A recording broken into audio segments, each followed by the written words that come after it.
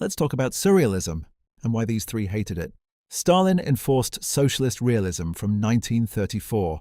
Art had to be optimistic, figurative, and serve the state. Surrealism was the opposite: irrational, inward, and ungovernable. Artists who didn't comply were censored, sent to labor camps, or simply disappeared. The unconscious mind was a threat because it couldn't be controlled by the party. Hitler staged the Degenerate art exhibition in 1937, deliberately mocking modernist and surrealist work by displaying it chaotically with insulting captions to frame it as proof of mental illness and Jewish Bolshevik corruption. Over 650 works were seized from German museums. This didn't quite work out for him. It was well attended. The people were curious. He wanted to humiliate it, but actually just gave it a massive platform. Franco's forces didn't just ban surrealism, they killed poets and artists as direct military targets. Federico Garcia Lorca, one of Spain's most celebrated writers and close to the surrealist circle, was arrested and executed by nationalist forces in 1936, his body never found. The message was explicit: radical creative thought was a political enemy. To understand why it caused these dictators so much fright and fear, we first need to go back to the beginning. 1899, Vienna and Freud has just published The Interpretation of Dreams. Freud believed that the unconscious mind is a vast, hidden force beneath our rational thoughts, driving our desires, fears, and instincts in ways we can't consciously control. Dreams, he argued, were its language, speaking in symbols and irrational imagery that bypassed reason entirely.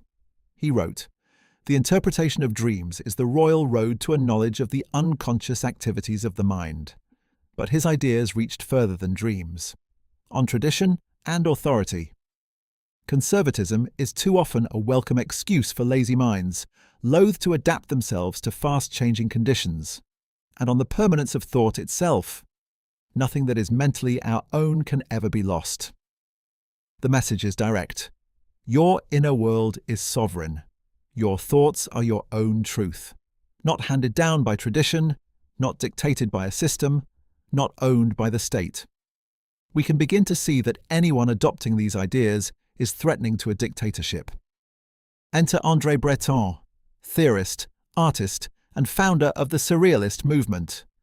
During World War I, Breton served in psychiatric wards, using Freud's psychoanalytic methods to treat shell-shocked soldiers. He became fascinated by their irrational speech, their fragmented thoughts, their dreamlike stories. What he witnessed changed him.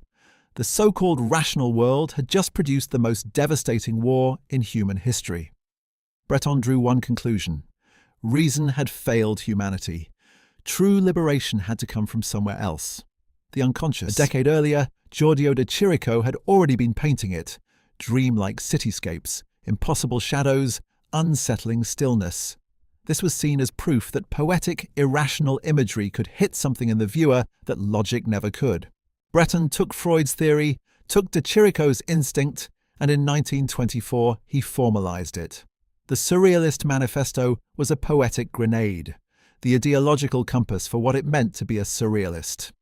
Breton defined it in his own words: psychic automatism in its pure state, the actual functioning of thought, dictated by thought itself, in the absence of any control exercised by reason, exempt from any aesthetic or moral concern.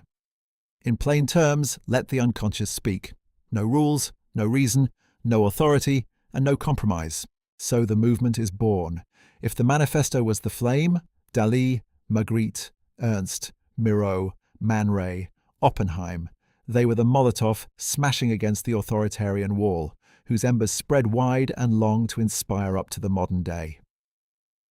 Here's the thing, it's not just fur cups, melting clocks, and bending landscapes. A surrealist is bound to the manifesto. It is a mandate.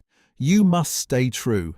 It's a cult, an island separate from the mainland, a culture of shared beliefs and a revolution against being told what to say, what to think, what to feel. And that is exactly why dictators hate surrealism. Even the poster boy of the movement, Dalí, was subject to exile. Breton expelled him for political compromise, for courting fame, for failing to take a stand against Franco while his fellow artists were being silenced and killed. Breton even anagrammed his name, Salvador Dalí, avid of dollars, a greedy opportunist chasing celebrity over conviction.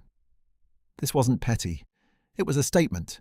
If the most famous surrealist in the world could be cast out, the manifesto meant everything. To paint like a surrealist wasn't enough.